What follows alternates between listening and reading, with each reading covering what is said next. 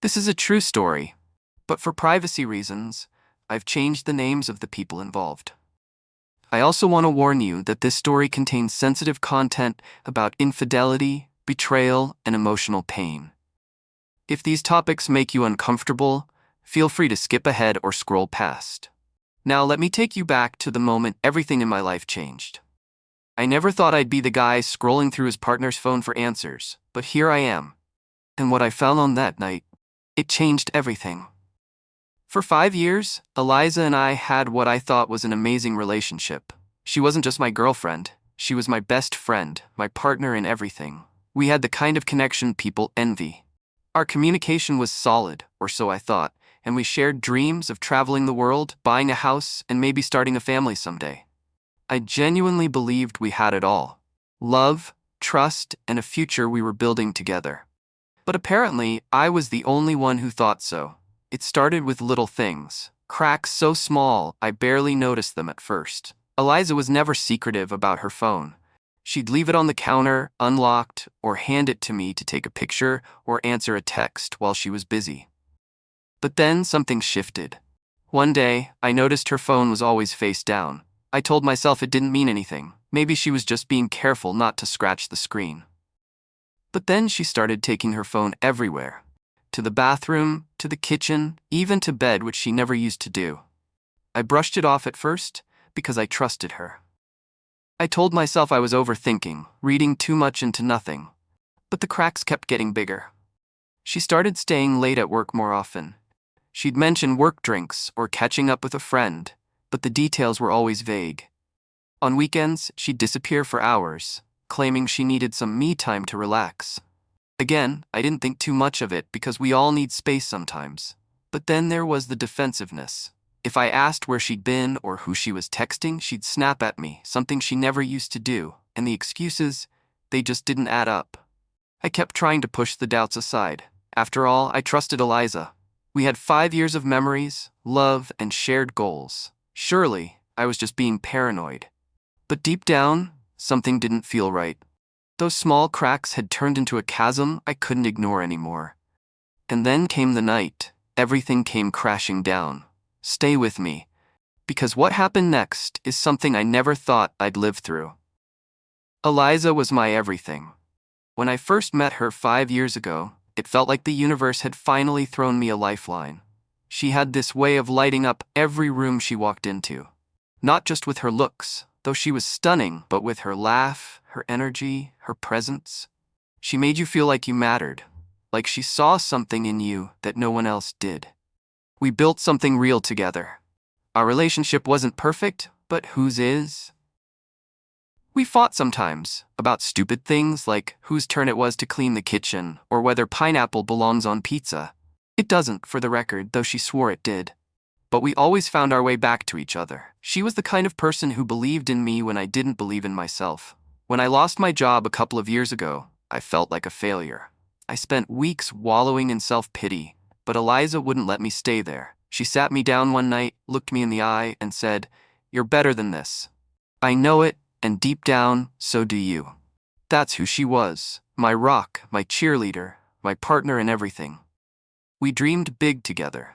We talked about traveling to places we'd only ever seen in movies, buying a house with a yard big enough for a dog, maybe even 2. She wanted a golden retriever. I wanted a mutt from the shelter. We'd compromise, we said. We always did. I thought I knew her. I thought we were solid. But then, slowly things started to change. It was gradual at first, so subtle I didn't even notice it right away. Eliza used to be so open, so transparent about everything. We shared everything. Stories from our day, little jokes, silly memes we'd come across online.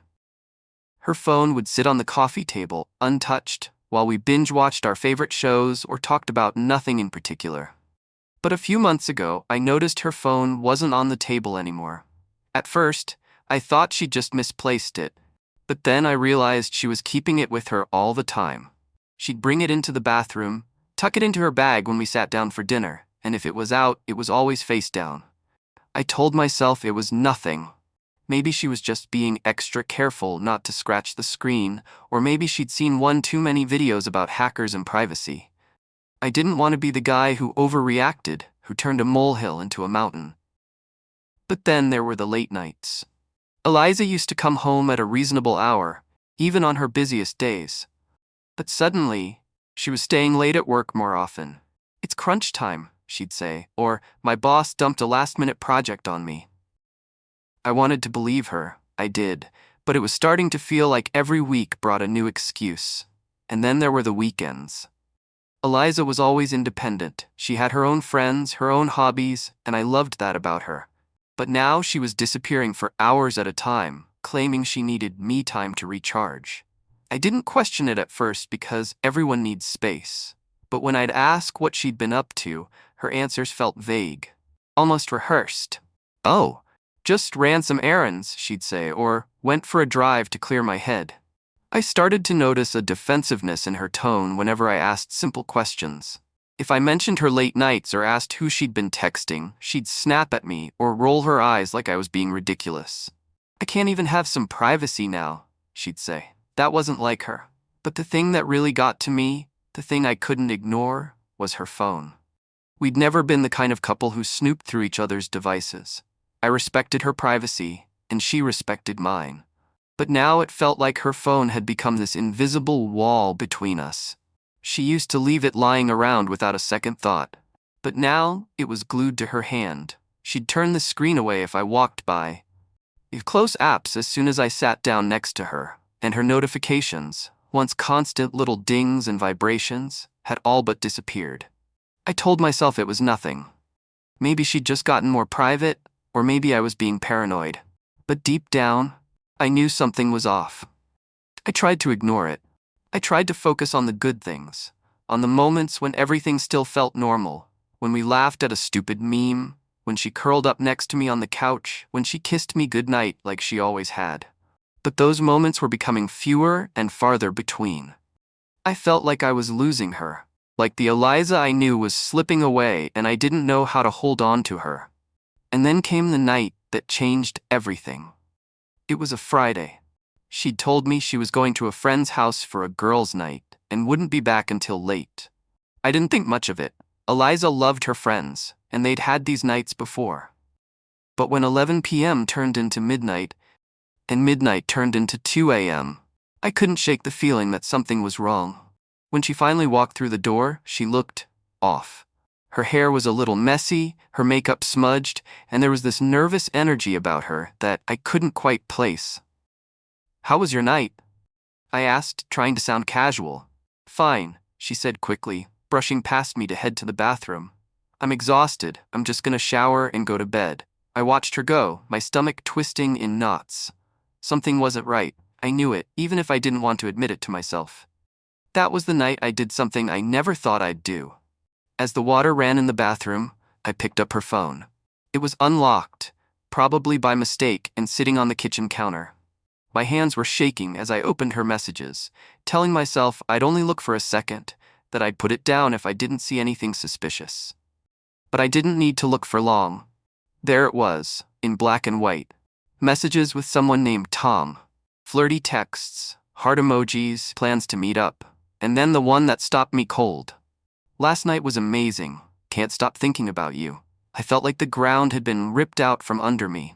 My chest tightened, my breath caught, and for a moment I thought I might throw up. When she came out of the shower, I was still standing there, phone in hand, staring at the messages. "Eliza," I said, my voice shaking. "Who's Tom?" Her face went pale, and in that moment I knew there was no going back. The night it all came crashing down started like so many others had in recent weeks, with a pit in my stomach and an unanswered question in my head. Eliza had told me earlier that day that she'd be spending the evening at her friend Chloe's house for a girls' night. I didn't think much of it at the time. Chloe was her best friend, and they had these nights occasionally. But as the evening wore on, something didn't feel right. By 11 p.m., I was restless, pacing around our apartment and glancing at my phone every few minutes. Midnight came and went, and still no sign of her. I texted her, "Hey, you good? Just checking in." No response. I tried to convince myself that she was just caught up in the fun, that she'd respond soon. But when the clock struck 2 a.m., and I heard the sound of her keys jingling at the door, the relief I expected to feel never came. She stepped into the apartment, and right away, I knew something was off. Her hair was slightly disheveled, her makeup smudged, and her smile was forced. "Hey," I said, trying to sound casual, though my voice felt tight. "How was your night?" "Good," she replied quickly, brushing past me. "I'm exhausted. I'm just gonna take a shower and go to bed." I watched her disappear into the bathroom, the door shutting firmly behind her. The sound of the water running filled the apartment, but it didn't drown out the questions racing through my mind. Something wasn't right. I'd felt it for weeks. Her defensiveness, her late nights, her secretive phone behavior. But tonight it was louder than ever, screaming at me that something was wrong. And then I saw it. Her phone. It was sitting on the kitchen counter, unlocked. I hesitated, my heart pounding in my chest. This was crossing a line. We'd always respected each other's privacy, never snooped or spied. But something deep inside me said I needed to know. I needed answers. So, with shaking hands, I picked up her phone. I went straight to her messages. There it was, Tom. The name stared back at me, taunting me, daring me to open the conversation. I tapped it, and the thread of texts unfolded before me. Flirty messages, heart emojis, plans to meet up. It was all there, in black and white, confirming everything I'd been afraid to admit to myself. But one text stood out from the rest, searing itself into my mind like a brand. "Last night was amazing. Can't stop thinking about you." I felt my stomach drop. My chest tightened, and for a moment, I couldn't breathe. It was like the world had tilted on its axis, and I was scrambling to find solid ground. I stared at the words, reading them over and over again, as if they might change or make sense the more I looked at them. But they didn't. They just sat there, mocking me, tearing apart everything I thought I knew about our relationship. The sound of the water stopped, and I heard her moving around in the bathroom. I should have put the phone down, acted like nothing was wrong, but I couldn't. When she walked out, towel wrapped around her hair, she froze the moment she saw me holding her phone. "Eliza," I said, my voice trembling. "Who's Tom?" Her face went pale, and her eyes darted from me to the phone and back again. "What?" she stammered. "I don't know what you're talking about." I held up the phone, the text thread still open. "Don't lie to me, Eliza. I saw the messages." "Who is he?" She opened her mouth to speak, but no words came out. Instead, her eyes filled with panic, and she looked like a child caught with their hand in the cookie jar. "Look, it's not what it looks like," she finally said, her voice shaky. I couldn't believe what I was hearing. "Not what it looks like?" I repeated, my voice rising. "You've been texting another guy, flirting with him, meeting up with him, and it's not what it looks like. Then what is it, Eliza?" Her hands fidgeted nervously, and she let out a laugh that was more strained than anything else. I'm helping him practice flirting. He's bad at talking to women, and I'm just giving him some pointers." I stared at her, waiting for her to laugh, to admit she was joking. But she didn't. "That's your excuse?" I said, incredulous. "You expect me to believe that? What about the text that says, 'Last night was amazing'? Was that you practicing too?" Her face turned red, and she started stammering again, but I didn't want to hear it. My heart was pounding, my hands were shaking, and the anger boiling inside me threatened to spill over. "Enough," I said, cutting her off. "I can't do this. Pack a bag and leave." She stared at me, wide-eyed, like she couldn't believe what I was saying. "Please, just let me explain," she begged. "It's not what you think." "Stop," I interrupted. "I can't listen to any more lies. I trusted you, Eliza. For 5 years, I gave you everything, and this is how you repay me?" Tears filled her eyes, but I couldn't bring myself to feel sorry for her. Not after what I'd just seen. "Pack a bag," I repeated, my voice breaking, "and leave." And just like that, the life we'd built together, the love, the trust, the future we'd planned, it all came crashing down. As I stood there in the quiet aftermath, phone still in my hand, I felt the weight of what had just happened settle over me. She was gone, and everything we had was gone with her. The sound of the water stopped, and I felt my heart racing as I heard her moving around in the bathroom. I was still standing in the middle of the living room, her phone in my hand, the incriminating messages glaring back at me like a cruel confirmation of everything I had feared. Part of me wanted to put the phone down and pretend I hadn't seen anything. Pretend that everything was fine, that we were still the same couple we'd always been. but I couldn't. The betrayal was there, undeniable and unignorable. When she walked out of the bathroom, towel wrapped around her hair and steam following her into the room, she froze the moment she saw me. "Eliza," I said, my voice low but trembling. I held up her phone. The text thread with Tom still open on the screen. "Who's Tom?" Her face told me everything before she even opened her mouth. Her eyes widened in shock and her body stiffened like a deer caught in headlights. For a moment, she didn't say anything, but the look on her face was enough to make my stomach drop. "What are you talking about?" she said finally, trying to sound casual, but her voice was shaking. I held the phone out toward her, the damning messages still staring up at me. "Don't lie to me, Eliza. I saw the texts. Last night was amazing. Can't stop thinking about you. Who is he?" She looked down at the phone and then back at me, her mouth opening and closing as if she were searching for the right words, but couldn't find them. It's not what it looks like," she stammered. I felt my chest tighten with anger and disbelief. "Not what it looks like," I said, my voice rising. "Then what is it, Eliza? Because it looks a hell of a lot like you've been sneaking around behind my back." She took a step closer, her hands raised like she was trying to calm me down. "Okay, listen, it's not what you think. Tom is just a friend, and I've been helping him. Practice." "Practice?" I repeated, confused and incredulous. "Practice what?" "Flirting," she said quickly, her voice shaky but steady enough to tell me she had thought this excuse through. "He's bad at talking to women, and I've been giving him tips, running through scenarios with him, that's all." I stared at her, waiting for her to laugh to admit she was joking, but she didn't. She just stood there, her expression earnest like she actually thought I'd believe her. "You expect me to believe that?" I said, my voice dripping with disbelief. "You're helping him practice flirting? What about this?" I held up the phone again, pointing to the message that had made me sick to my stomach. "Last night was amazing?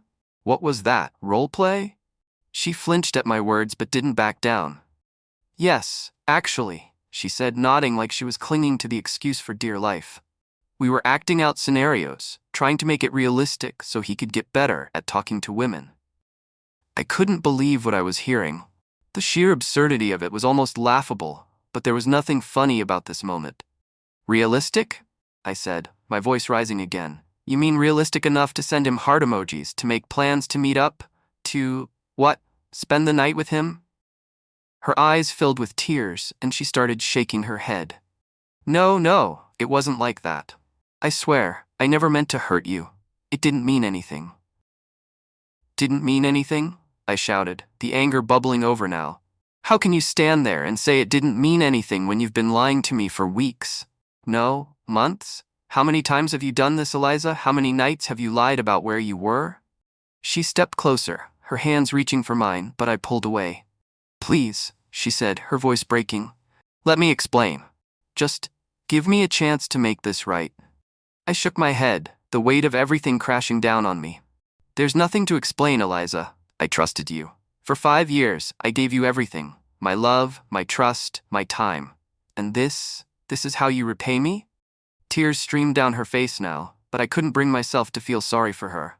Not after what I had just seen. Not after the lies she had fed me. "You need to pack a bag and leave," I said, my voice steady despite the storm raging inside me. She froze, her eyes wide with disbelief. "What? No, please, don't do this. Let's talk about it. I can fix this. I swear I can." But I couldn't listen to her anymore. I couldn't take another word, another lie, another excuse. "You've already done enough, Eliza. Just go." She stood there for a moment, looking at me like she thought I might change my mind. But when I didn't, she turned and walked to the bedroom. I heard her moving around, the sound of drawers opening and closing as she packed her things. When she came back out, her bag slung over her shoulder, she stopped in front of me one last time. "I'm sorry," she whispered, her voice barely audible. "I didn't say anything. I couldn't." And then she was gone. The door closed behind her, and for the first time in 5 years, I was alone. As I stood there in the empty apartment, her phone still in my hand, the reality of what had just happened hit me like a freight train.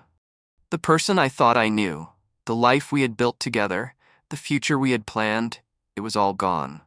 And all I could do was stand there, staring at the door, wondering how it had come to this. The silence in the apartment was deafening. I stood there for what felt like an eternity after the door closed behind Eliza. My heart was pounding, but everything else around me felt still, unnaturally quiet, like the world had stopped turning.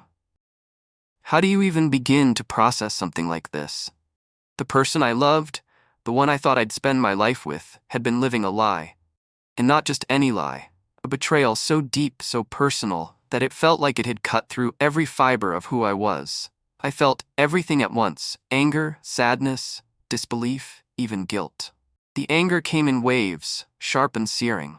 I replayed the moments in my mind, the excuses, the late nights, the defensiveness, and that ridiculous explanation about helping him practice flirting. How could she think I'd believe that? Did she think I was stupid? But then, just as quickly, the sadness would hit.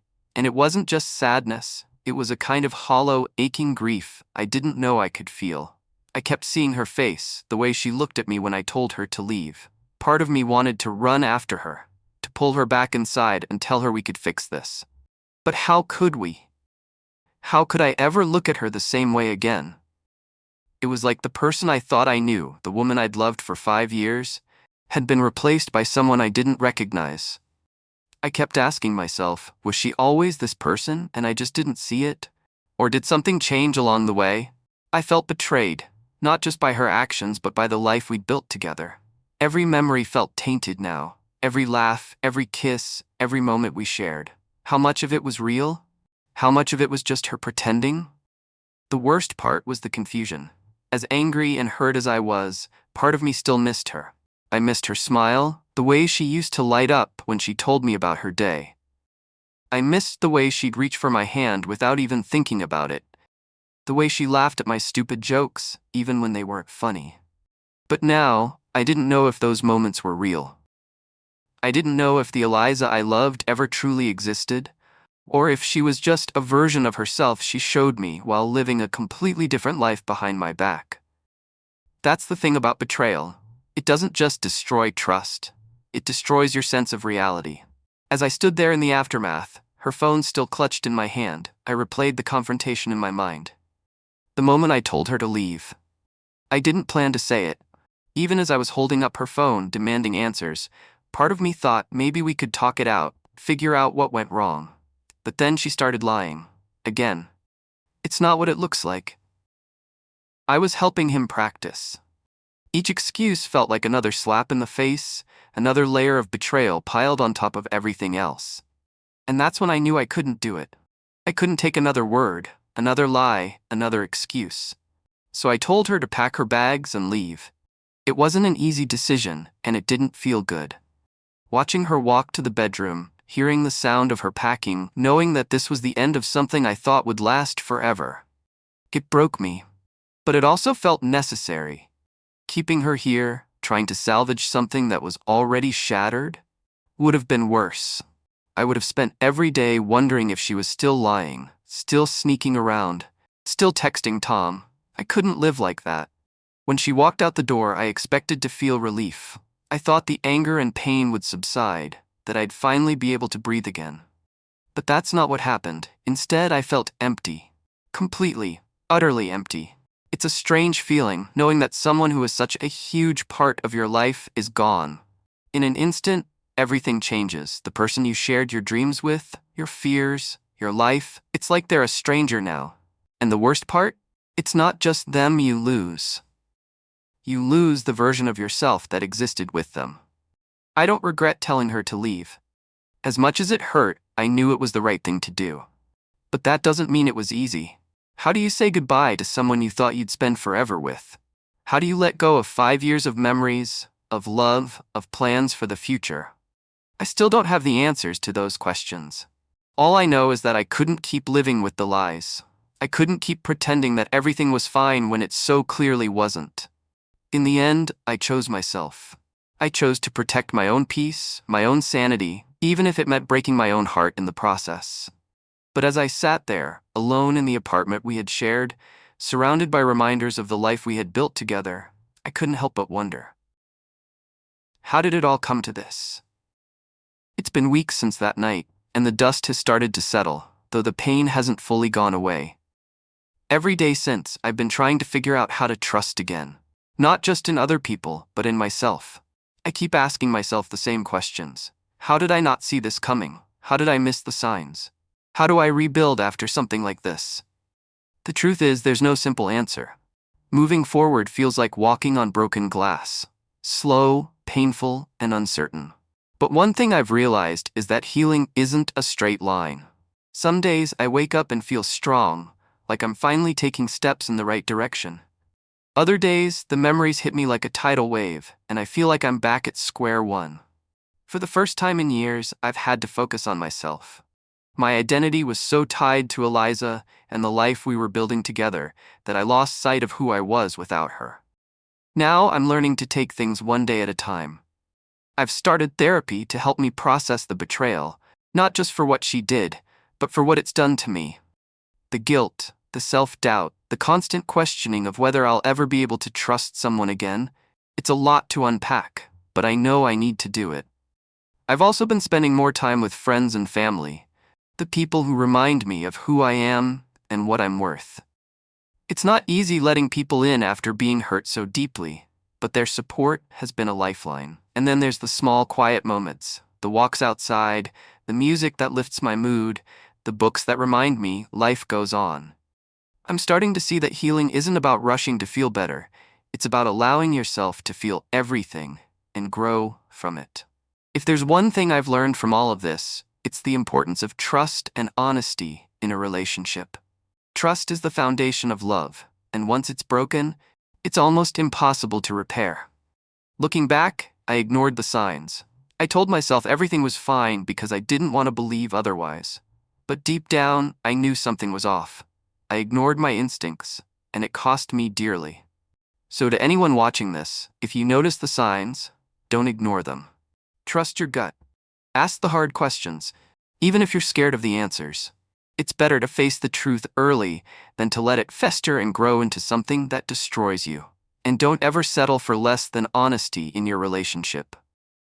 Love isn't just about passion and romance. It's about respect, loyalty, and the willingness to be vulnerable with each other. I don't know what the future holds. I don't know if I'll ever love someone the way I loved Eliza, or if I'll ever feel like I can fully trust again. But what I do know is this: I won't let this define me. This chapter of my life may have ended in heartbreak, but it's not the end of my story. It's just the beginning of a new one. A story where I focus on healing, growth, and finding peace within myself. To those of you who've been through something similar or who are struggling with your own challenges, know this: you're not alone. Healing takes time, but it's possible. You're stronger than you think, and you deserve love that's honest and true. Thank you for listening to my story. If it resonated with you, if you've ever felt this pain, or if you've learned something from my mistakes, please consider hitting the subscribe button. Let's keep having these conversations, sharing these stories, and helping each other navigate the complexities of love and life. Take care, and I'll see you in the next video.